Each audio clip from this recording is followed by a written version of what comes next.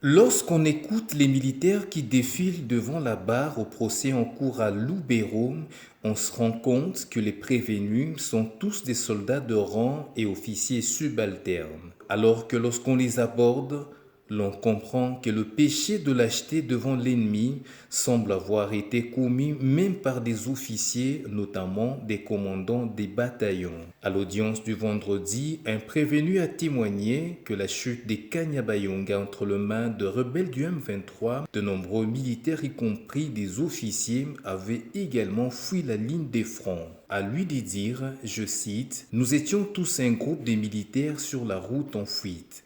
Les autres seraient même déjà bénis à Oicha. Nous sommes venus des Kanyabayonga et on nous a arrêtés pendant que nous étions en direction des Lubero, confessent ces soldats de deuxième classe condamnés à la peine de mort pour fuite devant l'ennemi. » Fin de citation. Selon lui, il n'y a pas que des soldats de rang qui ont fait preuve de lâcheté. Même certains officiers auraient précipitamment quitté le front sans autorisation. Nombreux ont perdu contact avec leurs unités, révèle-t-il. Sur la route, on pouvait faire marche avec seulement 3 membres de notre bataillon, parfois avec d'autres qui ne sont pas de notre bataillon. De nombreux soldats ont fui.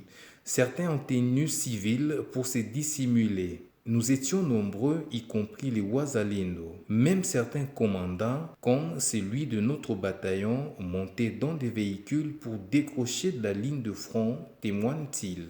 Il faut dire qu'entre le 28 juin et le 2 juillet, le mal devenait profond au point que d'après la capitaine Kaambou Melissa, premier substitut de l'auditeur militaire de Butembo, plusieurs commandants se sont retrouvés sur la ligne de front sans éléments.